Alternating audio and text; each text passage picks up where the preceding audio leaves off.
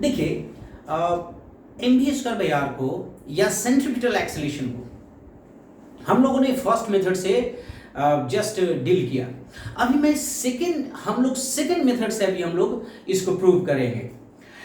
देखिए second method में क्या है, मतलब आप समझते हैं कि अगर ऑब्जेक्ट कॉन्स्टेंटली घूमे, कॉन्स्टेंटली मीन्स सपोज कीजिए 10 मीटर पर सेकंड से घूम रहा है सर्कुलर पाथ पर, तो उसको एक फोर्स जरूर आपको देना पड़ेगा। उसको क्या नाम आपने दिया था? Centripetal force. ओके भाई साहब, सेंट्रीपिटल फोर्स होता है और उसकी वैल्यू कितनी होती है? mv square are. ओके, और आप कैसे बोल रहे हैं कि देखिए इनर्शिया किधर हेडेड है? इस बॉडी की इनर्शिया इधर हेडेड है, फिर बी पर इधर हेडेड हो गया, तो आप देखिए ये अंदर की ओर जा रहा है, मतलब हर वक्त ये रेडियली जाना चाहता है और जा रहा है ऑब्जेक्ट। हर पॉइंट पर ऑब्जेक्ट रेडियली जा रहा है, मतलब रेडियली वेलोसिटी होगा, रेडियली एक्सेलरेशन होगा, जिसको सेंट्रीपिटल नाम देंगे। और रेडियली, जब आप रेडियली एक्सेलरेशन दे रहे हैं यानी कहीं ना कहीं बाहर से आप फोर्स लगा रहे हैं, जिसको क्या बोलेंगे? Centripetal force.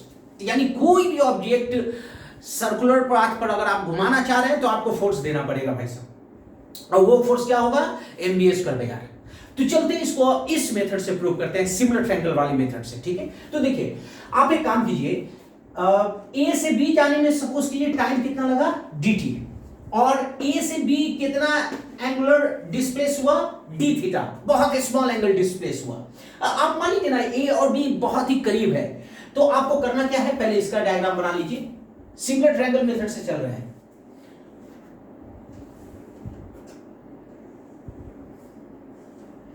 तो ये एंगल कितना है? D theta. डी थीटा बहुत ही छोटा है, और ये ए पॉइंट है और ये बी पॉइंट है, और ये देखिए ये ऑब्जेक्ट, ये दोनों लाइन काफी हद तक सेम होगा। क्यों सेम होगा भाई?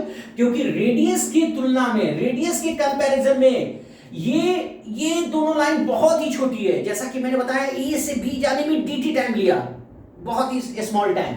तो इसका कहने का मतलब क्या है कि डी थीटा के सामने ये एंगल छोटा होगा तो ये बहुत छोटा होगा, और ये स्ट्रेट लाइन, ये कर्व दोनों बराबर हो जाएंगे। तो कितने से बराबर होंगे? तो ये v से जा रहा है, तो a से b का कितना होगा डिस्टेंस? v dt। ओके, अब हम कर लेते हैं, एक ये बन गया, एक और ट्रायंगल आप बना लीजिए। तो देखिए a से b तो ऐसे जा रहा है भाई, तो ये जब आप हाथ ऐसे रखेंगे, आप b की ओर बेंड कीजिए हाथ को, तो b की ओर बेंड कीजिए तो अंदर की ओर गया, सेंट्रली गया। मतलब ये जैसे a पर हाथ रखिए, a पर वेलोसिटी पर हाथ रखिए और b की ओर बेंड कीजिए, तो ये अंदर की ओर गया। क्योंकि मैंने बता दिया था, आप जानते हैं कि v cos d थीटा, और d थीटा बहुत छोटा होगा तो ये कितना हो जाएगा? cos d theta 1। हम लोग बहुत अच्छी तरीके से जानते हैं कि x डायरेक्शन में वेलोसिटी वेक्टर चेंज नहीं होगा, वो a पर है और b पर है। a और b पर रहे और a और b बहुत ही करीब में है, तो इस डायरेक्शन में x डायरेक्शन में चेंज नहीं होगा, जो भी होगा सेंट्रली चेंज होगा। याद कीजिए फर्स्ट मेथड। इसका मतलब ये है कि ये सेंट्रली अंदर की ओर चेंज होगा। अंदर की ओर कितना चेंज होगा? तो कैसे आप सॉल्व करेंगे? तो एक काम कीजिए, इसको समझने के लिए b को a पर रख दीजिए, समझने के लिए। तो ये v से जा रहा है, ये a पॉइंट है, और b को a पर ला दीजिए, ये भी v है, और ये जो होगा ना भाई साहब, ये होगा सेंट्रीपिटल वेलोसिटी, सेंटर की ओर वेलोसिटी होगा। एक बार फिर सुनिए, इसको उठा के भैया आप a पर रख दीजिए, तो ये अंदर की ओर जाएगा, रेडियली जाएगा। क्योंकि अभी हमने प्रूव कर दिया भाई कि x डायरेक्शन में तो कुछ चेंज होने को नहीं है, क्योंकि b cos d थीटा आ गया। cos d थीटा क्या होगा? 1, तो v हो गया, मतलब इस डायरेक्शन में कोई चेंज नहीं, जो भी चेंज होगा अंदर की ओर। तो a और b काफी करीब है, तो रेडियली चेंज होगा, इसी कारण मैंने नाम दिया dvc। ये एंगल कितना होगा? d theta. आप d थीटा आप इसको देख लीजिए, इसको प्लेस कर दीजिए। अब आप क्या करेंगे? अब दोनों सिमिलर ट्रायंगल है, लगा दीजिए सिमिलर ट्रायंगल का कॉन्सेप्ट। तो ये देखिए अंदर की ओर वेलोसिटी, ये रेडियली इनवर्ड वेलोसिटी चेंज, और इसका कितना होगा? इसका d थीटा के सामने क्या है? v dt। तो ये v dt रख देंगे ऐसे, इक्वल्स।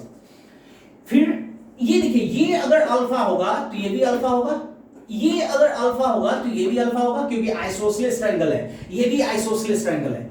तो आप क्या करेंगे भैया? अल्फा के सामने v है, अल्फा के सामने v है, अल्फा के सामने v है, और यहां अल्फा के सामने रेडियस है, अल्फा के सामने रेडियस है, तो ये कितना आ जाएगा, dvc/dt equal to v² r। देख लीजिए, अब आप ये देखिए dvc a से b तक अंदर की ओर वेलोसिटी कितना आया, dvc, और dvc कितना टाइम लिया, dt, तो ये क्या हो जाएगा, ये सेंट्रीपिटल एक्सेलरेशन होगा ये, तो कितना होगा ac। अब आप मतलब सेंटर की ओर इतना एक्सेलरेशन से जाएगा मीटर पर सेकंड स्क्वायर से, है ना। a पर इधर की ओर एक्सेलरेशन होगा, b पर इधर होगा, इस पॉइंट पर इधर होगा, रेडियली इनवर्ड होगा, तो ये आप देख लीजिए। अब आप यहां न्यूटन लॉ लगा दीजिए, तो न्यूटन साहब का क्या कहना है कि सेंट्रीपिटल फोर्स कितना देना पड़ेगा भाई साहब, तो फोर्स इक्वल टू क्या होता है, मास इनटू एक्सेलरेशन। मास और एक्सेलरेशन की जगह पर ये रख दीजिए, तो एफसी कितना आ जाएगा, एफसी क्या आ जाएगा, mv²/r। ये भी आपका ये एक्सेलरेशन का हो गया और ये सेंट्रीपिटल फोर्स का हो गया, ठीक है। ये आपका हुआ जाता है सेकंड मेथड। देख लीजिए एक बार,